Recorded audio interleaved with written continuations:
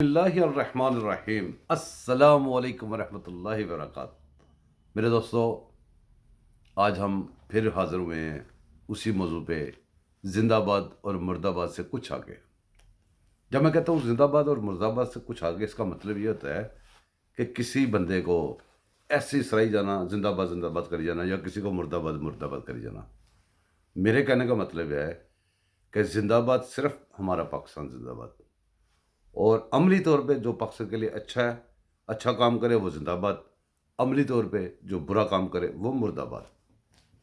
اچھا، تو آج ہم بات شروع کرتے ہیں سب سے پہلے بہت ہی افسوسناک واقعے سے، جو پشاور میں دھماکہ ہوا ہے۔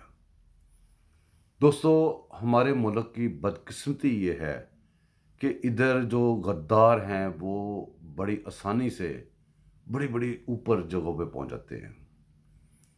مجھے اتنا افسوس ہوا ہے کہ ابھی جب ایک تو بندے بیچارے مر جاتے ہیں، شہید ہو جاتے ہیں، اوپر سے یہ جو گورنمنٹ کی، جو کوئی بھی گورنمنٹ ہو، اس کی جو سیاست شروع ہوتی ہے نا، کہاں سے شروع ہوتی ہے؟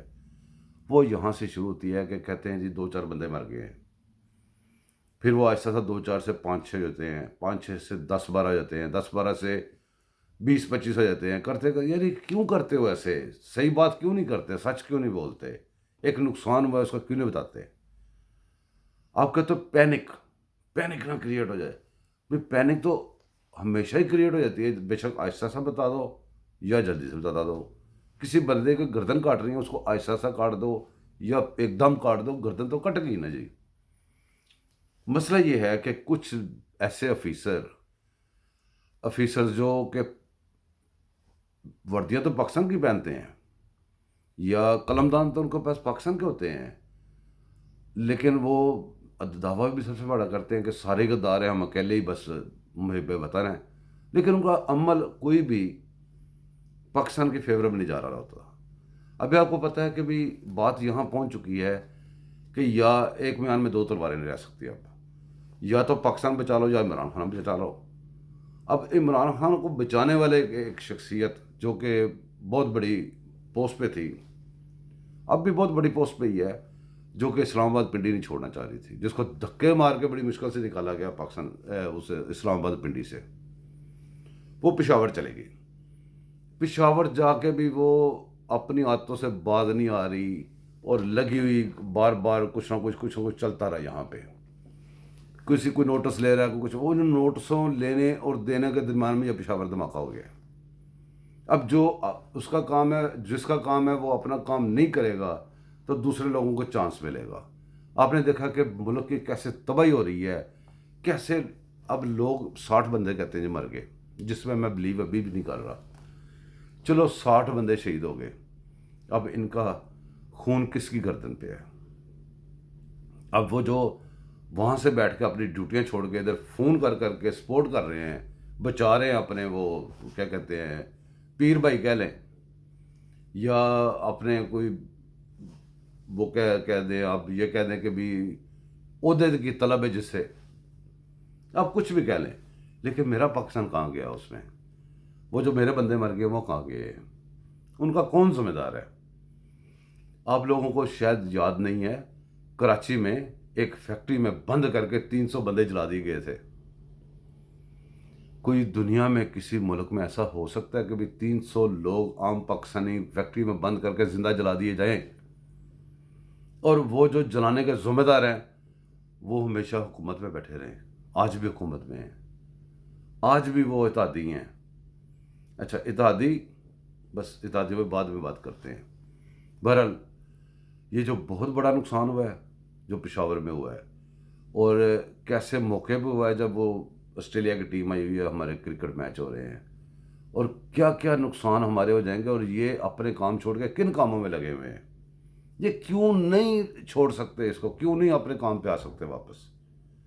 یا پھر اپنی نوکری کیوں نہیں چھوڑ سکتے یہ لوگ؟ انہوں نے حد کر دی ہے، انتہا ہو گئی ہے۔ اب مطلب کہ ٹو مچ تو ہے، بہت دیر سے ہو گیا ہوا ہے، اب کیا اس پہ بات کریں؟ یہ دھماکہ، اس کی پوری ذمہ داری اس بندے پہ ہے جو سیکیورٹی کا ذمہ دار تھا، جس نے اپنی سیکیورٹی چھوڑ کے وہاں پہ بیٹھ کے یہاں پہ حکومتی دخل اندازیاں کر رہا ہے، اور جو جن کے آئین میں جن کے حلف میں لکھا ہوا ہے کہ آپ سیاست میں نہیں توجہ دے گا، نہیں دخل اندازی کرو گے، وہ بار بار دخل اندازی کر رہا ہے۔ اور آپ کو پتہ ہے ایک بات کا،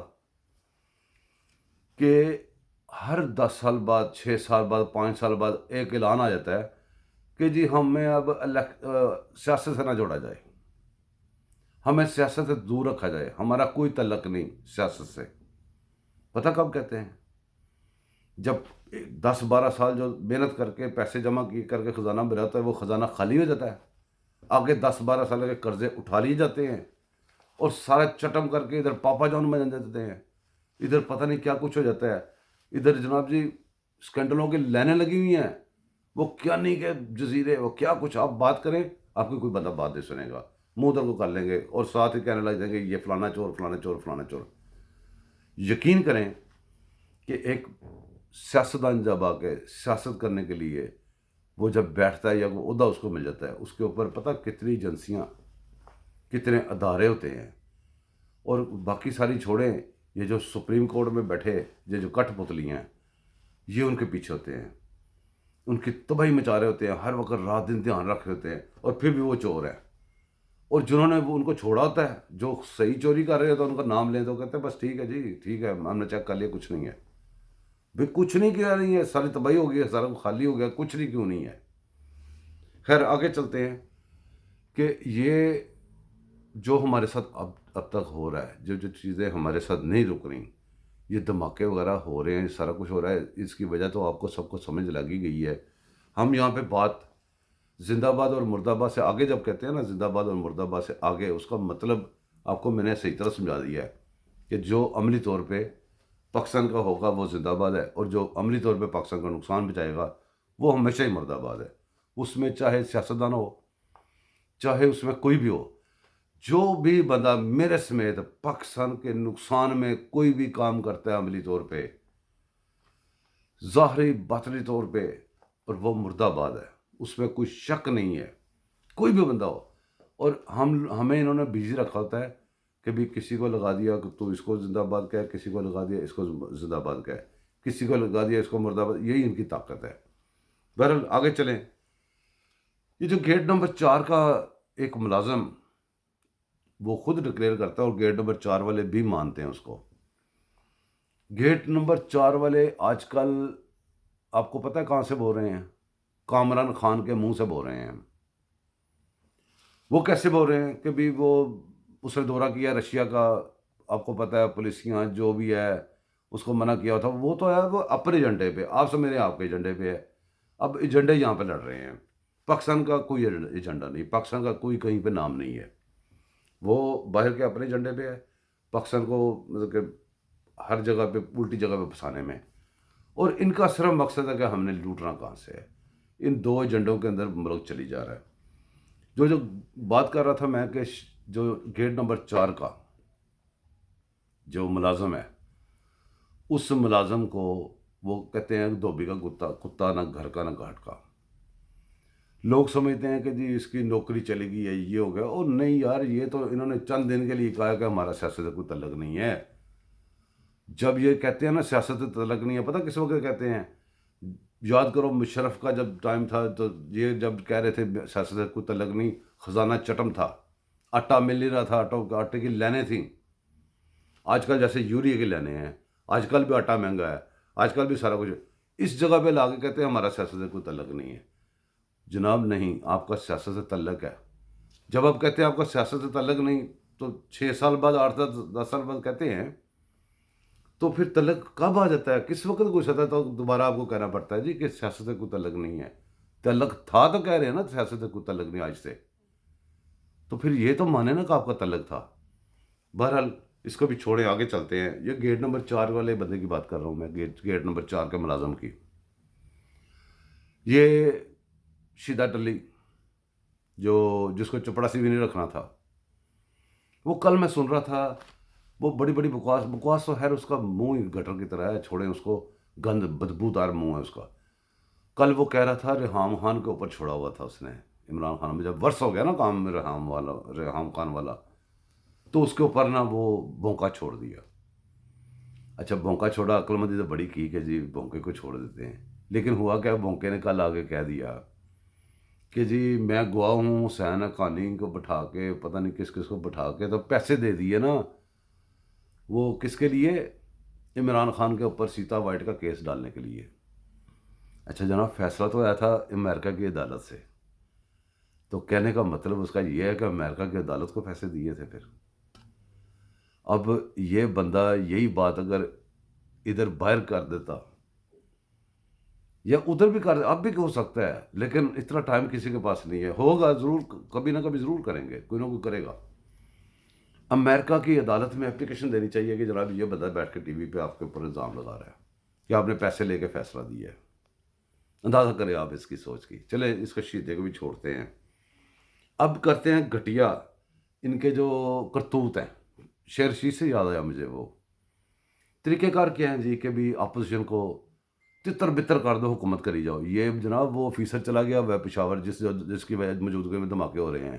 جب آپ ایسے آپ کو عادتیں پڑ گئی ہیں، آپ باتیں چینج کریں اپنی، اب آپ کو وہ سہولت میسر نہیں ہے، وہ بھی کسی دباؤ میں، وہ بھی شوقیہ نہیں، یا وہ انسان نہیں بن گئے، وہ صرف عارضی طور پہ انہوں نے اپنا ایک چال کے طور پہ، جیسے ہمیشہ کہتے ہیں ہم پیچھے ہو گئے، وہ پیچھے ہوئے ہیں، پیچھے پوچھے وہ بھی کوئی نہیں ہے، وہ بھی ایک حد تک پیچھے ہوتے ہیں۔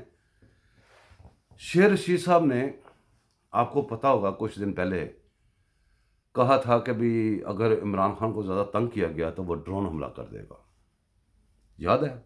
ہماری یادداشت بہت کمزور ہے۔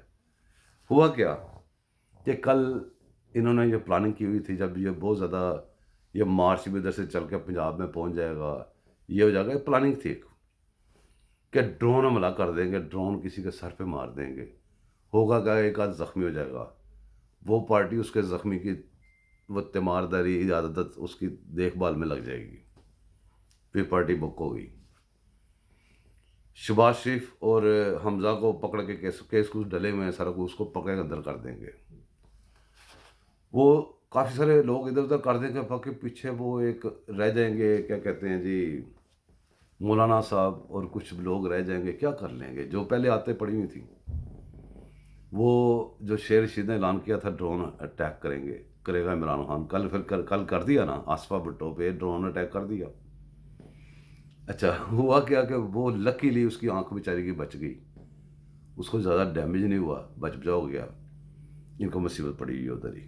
اور ان کی جو بھی کام کرتے ہیں، میں نے کہا تھا نا کہ یہ بم بھی پکڑ کے اسے کھیلیں گے، وہ بھی ہاتھ میں پھٹ جائے گا ان کے، کیونکہ انہوں نے بد دعائیں نہیں ہیں، بد دعا کبھی رائے گاہ نہیں جاتی، بد دعا جو ہوتی ہے نا وہ دل سے نکلتی ہے۔ پاکستان میں جتنی بھی بریاں آ جائیں، یقین کریں میرا پاکستان بہت اچھا ہے، میرے پاکستان میں ابھی بھی بڑے اللہ والے لوگ ہیں، جن کی دعائیں ابھی بھی اللہ میں سن لیتا ہے، بد دعائیں بھی سن لیتا ہے۔ اور یقین کریں یہ آج کل بد دعائیں چل رہی ہیں، اور یہ ساری طاقت، پوری طاقت، پورے ملک کا خزانہ، پورے ملک کی طاقتیں لے کے، پورے ملک کے پورا اسرہ لے کے چڑھے ہوئے ہیں، اس کے باوجود ان کے منہ کی کھانے پڑ رہی ہیں۔ خیر، عدم اعتماد آپ کو پتہ ہے، عدم اعتماد کا کیا انہوں نے سسٹم بنایا ہوا ہے، ان کو عادتیں پڑی تھی پرانی، وہ پرانی عادتوں کے اندر عدم اعتماد کا سسٹم چل رہا تھا ان کا، جو کہ ان کو پتہ ہی نہیں ہے کہ ان کے ساتھ کیا ہو رہا ہے۔ دیکھیں میں کوئی سیاستدان نہیں ہوں، لیکن مجھے اتنی سمجھ آ گئی ہے، اتنی عمر ہو گئی ہے، اتنی دیر سے میں یہی میڈیا، یہی خبریں، یہی سب کچھ دیکھ رہا ہوں۔ میرے دوستوں، میرے بھائیوں، میرے بچوں، میرے بزرگوں، اب انہوں نے سیکھا ہے جو کام، وہ تو یہ کر رہے ہیں، جو انہوں نے سیکھا ہے وہ اپنا کام کر رہے ہیں۔ اب یہ کہتے ہیں جی ٹی وی پہ بیٹھ بیٹھ کے جی کیوں نہیں لا رہے عدم اعتماد؟ آپ کے کہنے پہ لانی ہے، آپ کون ہوتے ہیں ان کو کہنے والے جی عدم اعتماد لاؤ؟ انہوں نے آپ کو مارنا کم ہے، گھسیٹنا زیادہ ہے، اور وہ گھسیٹ رہے ہیں۔ اور خان صاحب کے بارے میں ہمیشہ کہتا ہوں کہ خان صاحب کو کوکین کے عادی ہیں، وہ نشئی ہیں، اور نشئی کا جب بھی کسی چیز کی وہ مسئلہ بنتا ہے نا، وہ اپنے دانت کاٹتا ہے، اور خان صاحب اپنے دانت کاٹ رہے ہیں، اور بڑے زور زور سے کاٹ رہے ہیں، اور اتنا زبردست ذلیل ہو رہے ہیں۔ ابھی تھوڑے دن پہلے انہوں نے ایک بات کہی کہ جی 22 سالوں کے بعد لوگوں کو تیمارداری یاد آ جاتی ہے، تو کنجر دوسرے دن وہاں پہنچا ہوا تھا۔ اس کو اللہ تعالیٰ کی ایسی کوئی کسی بندے کی بدعا اللہ تعالیٰ کی ایسی اس کے اوپر وہ نازل ہو چکی ہیں لعنتیں کہ ایک لفظ کوئی لفظ آپ ثابت نہیں کر سکتے جو اس نے منہ سے نکالا ہو اور خود نہ کیا ہو.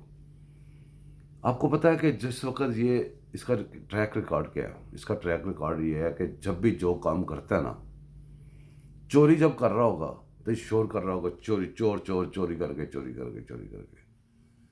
جب اس کا پورا ٹبر لگا ہوگا نا چوری کرنے میں، لیما خان اور دوسری باجیاں ادھر ادھر گھیرے ڈالے ہوں گے، اس وقت یہ کہہ رہا تھا پورا ٹبر چور، پورا ٹبر چور، پورا ٹبر چور. جو کام یہ کسی کے لیے کہتا ہے نا، یا تو یہ خود کر جاتا ہے، اگر نہیں کرتا تو اللہ تعالیٰ کی ذات اس کو ایسا ننگا کرتی ہے، اس کے ہاتھ سے کرواتی ہے. مجھے کوئی یہ باتیں کرنے سے ادھر پیسے نہیں ملتے، نہ مجھے کوئی اس کا کوئی فائدہ ہے. میں صرف ایسے لوگوں سے مخاطب ہوں جو لوگ زندہ باد اور مرد آباد سے تھوڑا آگے سوچتے ہیں. ہم لوگ زندہ باد اور مرد آباد پہ سٹک رہ کے یہاں تک پہنچ گئے ہیں، بس کر دیں، جان چھڑا لیں. جو ملک کے لیے بہتر ہے اس کو جو اچھا کرے اس کو اچھا کہہ دیں، جو برا کہہ دیں. ہر بندے میں ساری اچھائیاں نہیں ہو سکتی، ہر بندے میں ساری برائیاں نہیں ہو سکتی. اچھائی کو اچھائی کہنا سیکھو، برائی کو برائی کہنا سیکھو. اللہ پاک ہمارے ملک پہ رحم کرے، ہمارے اوپر بھی رحم کرے، ہمارے ڈاکوؤں سے ہماری جان چھڑائے جو ہمیں مسلسل لوٹ رہے ہیں. اور ہمارے جو آپ مجھے بتائیں کہ کبھی کسی نے بات کی ہے کہ ہمارے پانی کس نے بیچے؟ کبھی کسی نے بات کی ہے کہ بھی ہماری دوسری چیزیں کون بیچ جاتا ہے، ہمارے خزانے کون خالی کر جاتا ہے؟ آرام سے کہتے ہیں جی ہماری سیاست سے کوئی تعلق نہیں ہے، آرام سے پیچھے ہٹتے ہیں، سیاسی حکومت بناتے ہیں، اس کے اوپر پھر آہستہ آہستہ کنٹرول شروع کر دیتے ہیں. وہ گروہ ہونے شروع ہوتی ہے کیونکہ چوری بند ہوتی ہے، وہ گروہ ہونی شروع ہوتی ہے. ان کے اتنی دیر پہ سنگل ٹائٹ ہو جاتے ہیں، اس کو کھینچتے ہیں، کرپٹ کر کے الزام لگا کے بٹھا دیتے ہیں. خدا کے لیے بند کر دیں. کوئی بھی ہے بس یہ دعا کریں کہ اللہ پاک ہمارے پاکستان پہ رحم کرے اور محفوظ کرے ہمارے ملک کو. اور یہ بھی دعا کریں جو بھی ہمارے پاکستان کے لیے برا ہے، برائی سوچتا ہے، جان بوجھ کے برائی کرتا ہے، کسی برائی کا حصہ بنتا ہے، یا پاکستان کے لیے کچھ بھی غلط عزائم رکھتا ہے، اللہ تعالیٰ اس کو نیستر نابود کرے. وہ کہیں بھی بیٹھا، کسی بھی عہدے پہ بیٹھا ہوا ہے. اور خاص طور پہ یہ دعا کریں کہ جو لوگ آئین پاکستان کو نہیں مانتے، اور آئین پاکستان ان لوگوں کو نہیں مانتا، اللہ پاک ان سے بھی ہمیں محفوظ کرے. اصل میں ہمارے دشمن وہ ہیں. اپنا خیال رکھیں. تو اگلی ملاقات اگلی نشست میں پھر ملیں گے انشاءاللہ تعالیٰ، زندگی رہی تو. اللہ حافظ.